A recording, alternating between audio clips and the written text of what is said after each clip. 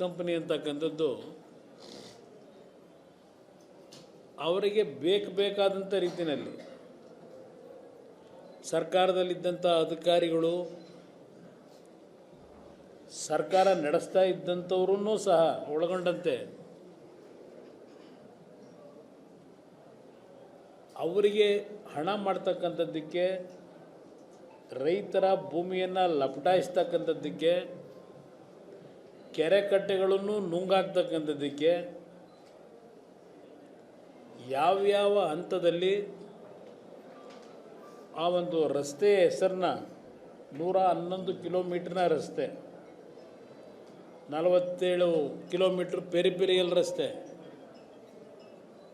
9 kilometre inner peripheral ರಸ್ತೆ, ಅದರ ಜೊತೆಗೆ 5 ಟೌನ್ಶಿಪ್ಪು. ಏಕೆಂದರೆ ಆ ಸಂದರ್ಭದಲ್ಲಿ ರಸ್ತೆ ಮಾಡಿ ಆ ರಸ್ತೆಯಲ್ಲಿ ಟೋಲ್ ಕಲೆಕ್ಟ್ ಮಾಡೋದರಿಂದ ಆ ಕಂಪ್ನಿ ಏನು ಇನ್ವೆಸ್ಟ್ಮೆಂಟ್ ಮಾಡ್ತಾರೆ, ಟೋಲ್ನಿಂದ ಹಣವನ್ನು ಸಂಗ್ರಹ ಮಾಡ್ತಕ್ಕಂಥದ್ದು ಲಾಭ ತರಲ್ಲ, ಅವರಿಗೆ ತೊಂದರೆಗೆ ಒಳಗಾಗ್ತಾರೆ ಅಂತೇಳಿ ಟೌನ್ಶಿಪ್ಗಳನ್ನು ನಿರ್ಮಾಣ ಮಾಡಬೇಕು ಅಂತಕ್ಕಂಥ ನಿರ್ಧಾರಗಳಾದಂಥದ್ದು. ಆ ಟೌನ್ಶಿಪ್ನ BMIC ಪ್ರಾಜೆಕ್ಟ್ನ ಹಿನ್ನೆಲೆ ಏನಿದೆ, ಮೊನ್ನೆ 29 ಜುಲೈ ತಿಂಗಳು ಯಾವೊಂದು ಹೈಕೋರ್ಟ್ನ ಒಂದು ತೀರ್ಪು ಕೊಟ್ಟಿದ್ದಾರೆ. ಇಲ್ಲಿ ತೀರ್ಪು ಒಂದು 20 ಪೇಜ್ ಇದೆ.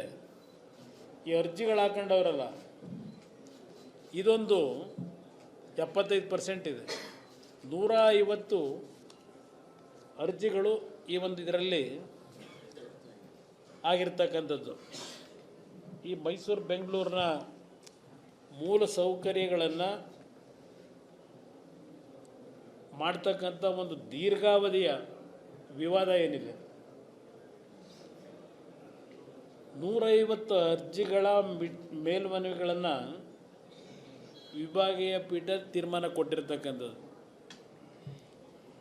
ಇದು ಯಾತಕ್ಕೆ ಪ್ರಿಲಿಮಿನರಿ ಹೇಳ್ತಾ ಇದ್ದೇನೆ ನಿಮಗೆ, ಇಲ್ಲಿ ನಿಮಗೆ 2010ರಲ್ಲೂ 2010 ಒಂದೆರಡು ನಿಮಗೆ ಘಟನೆ ಹೇಳ್ತೀನಿ. ಆ ವ್ಯಕ್ತಿ ಹೇಳ್ತಾನೆ, ಪತ್ರಿಕೆಯಲ್ಲಿ ಬಂದಿರೋದು ಇದು, 2010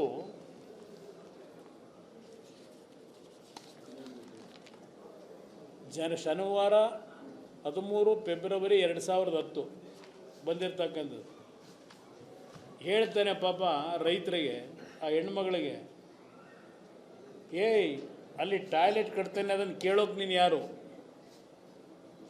ನೈಸ್ ರಸ್ತೆಯಿಂದಾಗಿ ಭೂಮಿ ಕಳೆದುಕೊಂಡವರ ಗೋಳು.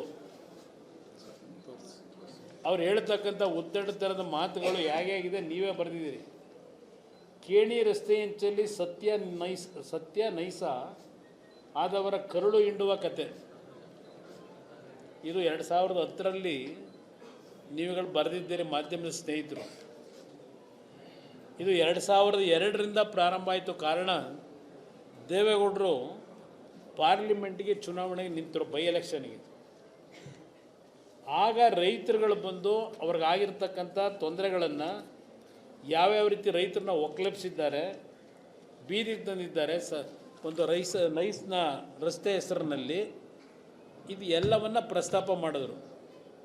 ಆಗ ದೇವೇಗೌಡರು 2002ನೇ ಇಸ್ವಿಯಿಂದ ಬಹುಶಃ 2018, 19, 20ರಲ್ಲೂ ಸಹ ಆ ರೈತರ ಪರವಾಗಿ ಧ್ವನಿ ಎತ್ತಿದ್ರು. ಅದಕ್ಕೆ ಆ ಕಂಪನಿ ಈ ದೇಶದ ಸಂವಿಧಾನದ ವ್ಯವಸ್ಥೆಗಳನ್ನು ದಾರಿ ತಪ್ಪಿಸಿ ಸುಳ್ಳು ದಾಖಲೆಗಳನ್ನು ಇಟ್ಟು ಪ್ರಾರಂಭಿಕ ಹಂತದಲ್ಲಿ ಹಲವಾರು ರೀತಿಯಲ್ಲಿ ದಾಖಲೆಗಳು ಅಂತೇಳಿ ತೀರ್ಪುಗಳನ್ನು ಪಡ್ಕೊಂಡ್ಬಿಟ್ಟಿದ್ರು. ಒಂದು ಬಾರಿ ಕೊನೆಗೆ ಅಂತಿಮವಾಗಿ ದೇವೇಗೌಡರು ರೈತರ ಪರವಾಗಿ ಹೋರಾಟ ಮಾಡಿದ್ದಕ್ಕೆ ಅದು ಏಕಾಂಗಿ ಹೋರಾಟ. ಜನತಾದಳದಲ್ಲಿ ಯಾವುದೇ ರೀತಿಯಲ್ಲಿ ಯಾವುದೇ ಸಂದರ್ಭದಲ್ಲೂ ನಾವು ರಾಜಿಗೆ ಒಳಗಾಗಿರಲಿಲ್ಲ. ಈ ಪಕ್ಷ, ನಾನು ಬೇರೆ ಪಕ್ಷಗಳ ಬಗ್ಗೆ ಚರ್ಚೆ ಮಾಡಲಿಕ್ಕೆ ಹೋಗೋದಿಲ್ಲ. ಈಗ ನಿರಂತರವಾಗಿ ನಾವು ಹೋರಾಟ ಮಾಡೋದು. ಅದಕ್ಕೆ ದೇವೇಗೌಡರು ಪಡೆದಂಥ ಪ್ರತಿಫಲ ಒಬ್ಬ ಮಾಜಿ ಪ್ರಧಾನಮಂತ್ರಿ 3 ಕೋಟಿ ದುಡ್ಡನ್ನು ಕಟ್ಟಬೇಕು ಆ ಒಂದು ಕಂಪ್ನಿಯ ಯೋಜನೆಗೆ ಅಡ್ಡ ಮಾಡ್ತಾ ಇದ್ದಾರೆ ಅಂತೇಳಿ 3 ಕೋಟಿ ಕಟ್ಟಬೇಕು ಅಂತಕ್ಕಂಥ ಒಂದು ಹೊರೆ ಅವ್ರ ಮೇಲೆ ಹಾಕಿದ್ರು. ಇದು ಈ ರಾಜ್ಯ ಯಾವ ರೀತಿ ನಡ್ಕೊಂಬಂದಿದೆ ಅನ್ನೋದಕ್ಕೆ ಇದು ಹಿಂದೆ ಇರತಕ್ಕಂಥ ಒಂದು ಹಿನ್ನೆಲೆ. ಈಗ ಇಲ್ಲಿ ಜಡ್ಜ್ಮೆಂಟ್ ಈಗ ಬಂತಲ್ಲ ನೋಡಿ, ಈಗ 151 ಭಾಗ ಯಾವೊಂದು 2005ರಲ್ಲಿ 2006ರಲ್ಲಿ ಕೆಲವು ತೀರ್ಪುಗಳು ಸುಪ್ರೀಂ ಕೋರ್ಟ್ನಲ್ಲಿ ಏನು ಬಂತು ಅದನ್ನೇ ಇಟ್ಕೊಂಡು ಈ ವ್ಯಕ್ತಿ ಯಾವೊಂದು ಫ್ರೇಮ್ವರ್ಕ್ ಅಗ್ರಿಮೆಂಟ್ ಅಂತಕ್ಕಂಥದ್ದು ಮಾಡಿದರು 1997 98ರಲ್ಲಿ. ಅದನ್ನು ಹಲವಾರು ರೀತಿಯಲ್ಲಿ 2002ರಲ್ಲಿ ಬದಲಾವಣೆಗಳು ಮಾಡ್ಕೊಂಡಿದ್ದು. ನಾನು ಆ ಸರ್ಕಾರಗಳು ಏನೇನು ಮಾಡಿದ್ದಾರೆ ಅದೆಲ್ಲ ನಿಮ್ಗೆ ಹೇಳಲಿಕ್ಕೆ ಹೋಗೋದಿಲ್ಲ, ಇದೆಲ್ಲ ಈಗ ಒಂದು ಕಡೆ ಇರಲಿ. ಅಂತಿಮವಾಗಿ ತೀರ್ಪು ಕೊಟ್ಟಿದ್ದು ಫ್ರೇಮ್ವರ್ಕ್ ಅಗ್ರಿಮೆಂಟ್ನ ಆಧಾರದಲ್ಲಿ ಕೆಲಸ ಮಾಡು ಅಂತ ಹೇಳಿ. ಹಲವಾರು ಕಂಡೀಷನ್ಗಳು ಇತ್ತು. ಯಾವ ಕಂಡೀಷನ್ಗಳನ್ನು ಅವರು ಜಾರಿಗೆ ತರಲೇ ಇಲ್ಲ. ಇಲ್ಲಿ ಅಂತಿಮವಾಗಿ ಕೇಸ್ ಆಗಿರೋದು ಒಂದು ಸಿಂಗಲ್ ಜಡ್ಜ್ ಬೆಂಚಲ್ಲಿ ಒಂದು ತೀರ್ಪು ಕೊಡ್ತಾರೆ. ಅದನ್ನು ಮತ್ತೆ ಇವರು ಡಬಲ್ ಬೆಂಚ್ ಬಂದು ತಗೊಂಡೋದ್ರು. ಸಿಂಗಲ್ ಬೆಂಚ್ನ ಜಡ್ಜ್ ಕೊಟ್ಟಂಥ ಒಂದು ತೀರ್ಪಿನ ಆಧಾರದ ಮೇಲೆ. ಆಗ ಈ ಡಬಲ್ ಬೆಂಚ್ನಲ್ಲಿ ಈಗೇನು ತೀರ್ಪು ಕೊಟ್ಟಿದ್ದಾರೆ 28ನೇ ತಾರೀಕು ಜುಲೈ ತಿಂಗಳಿನಲ್ಲಿ, ಈ ಕಂಪನಿಯ ಹಗಲು ದರೋಡೆ,